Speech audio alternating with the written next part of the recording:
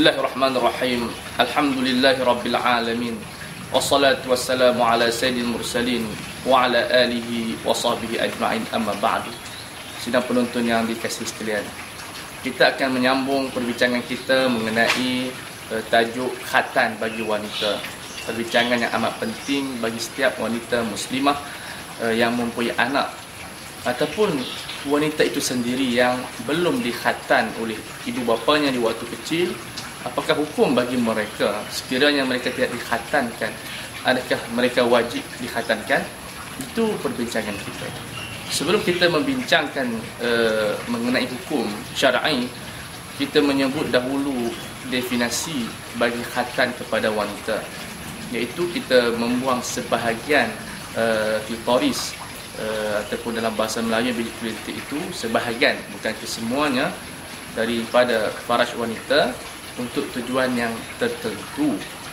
Jadi itu merupakan definisi yang ringkas untuk orang memahaminya. Kerana sekiranya kita ataupun mana-mana bidan yang ataupun doktor yang memotong keseluruhan biji tersebut, ia dianggap jenayah.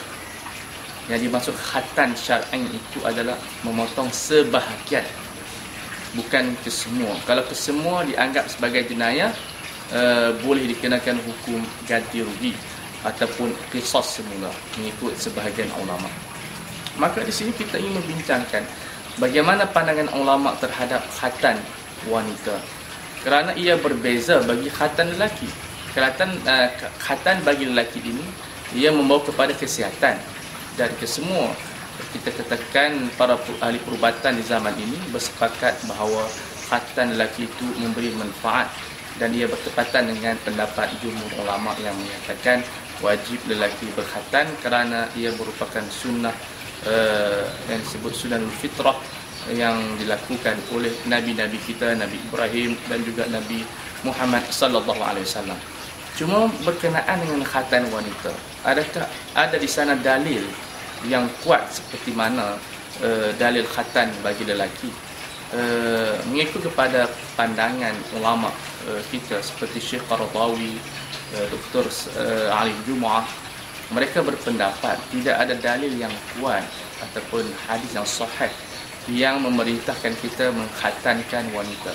Yang ada dalam hadis Abu Dawud iaitu hadis yang dhaif, tetapi bukanlah bermakna khatan ini kita katakan ia menjadi haram apabila tidak mempunyai dalil. Cuma kita katakan adakah ia menjadi wajib seperti mana yang difahami oleh penduduk Malaysia ataupun sekitar Asia.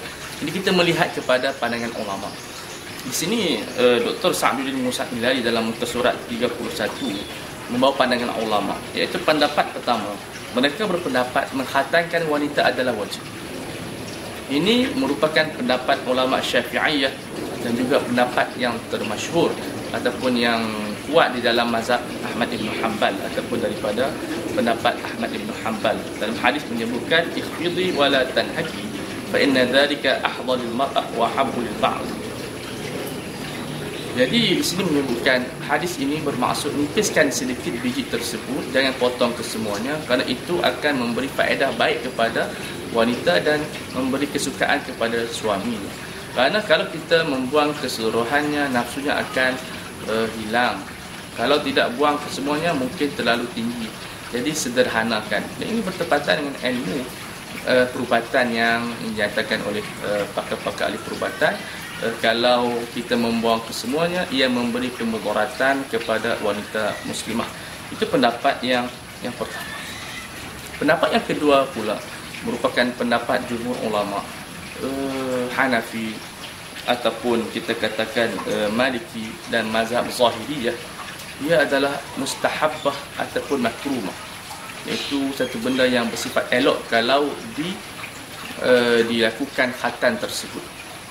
Bermakna kalau tidak buat pun tidak mengapa, kalau buat itu lebih elok, kerana tidak ada dalil yang kuat. Dan juga di sana ada hadis menyebutkan al-khitan sunnatun fil rijal makrumatun fin nisa. Khatan itu merupakan sunnah yang patut dilakukan kepada lelaki dan satu kemuliaan dalam wanita. Cuma saya ingin menyentuh satu pendapat yang dikemukakan oleh Syekh Yusuf Al-Qaradawi, bahawa ulama telah bersepakat secara ijma'nya khatan itu merupakan benda yang harus, kerana mereka yang menyatakan wajib ataupun sunnah, automatik mereka akan menyatakan ia adalah harus. Maka di sana kita katakan khatan tidak ada pendapat yang haram, cuma ia tidaklah wajib seperti mana yang disangkakan oleh kita, walaupun ia merupakan pendapat imam kita, Imam Syafi'i, berdasarkan keadaan di zaman mereka dan perubahan di zaman moden ini. Pakar-pakar perubatan menyatakan kalau kita tidak ataupun tidak melakukan khatan ini, tidak memberi kemudaratan kepada wanita. Kalau kita melakukan, disyaratkan tidak memotong keseluruhannya, yang menyebabkan para ulama mengkaji semula pendapat-pendapat ulama dahulu terhadap khatan kepada wanita. Secara khulasahnya dalam buku ini, khatan merupakan perkara yang harus ataupun sunnah, tidak diwajibkan kepada wanita. Berlainan dengan lelaki ia adalah wajib.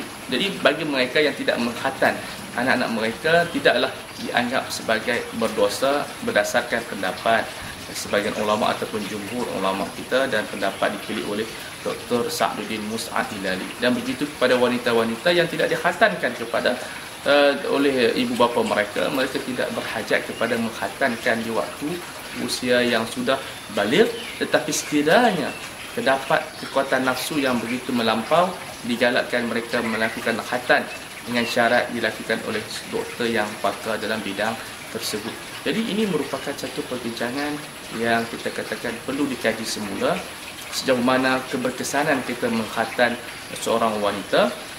Tapi kita melihat di Malaysia tidak ada di sana pengaduan daripada pihak wanita yang menyatakan mereka ditindas. Jadi kita biarkan saja adat ini berlaku. Kalau siapa yang nak khatan, khatankan, tapi dengan syarat dilakukan dengan sempurna, dengan elok. Tetapi kalau tidak mahu dikhatankan, kita tidak boleh memaksa mereka, kerana perkara ini mempunyai keluasan dalam Islam. Kita tidak boleh mewajibkan perkara yang khilaf di antara ulama, sedangkan dalil yang menyatakan ia tidak wajib itu lebih kuat. Maka kita katakan di sini khatan merupakan perkara yang tidak wajib, bahkan dia adalah harus ataupun sunnah. Wallahu a'lam.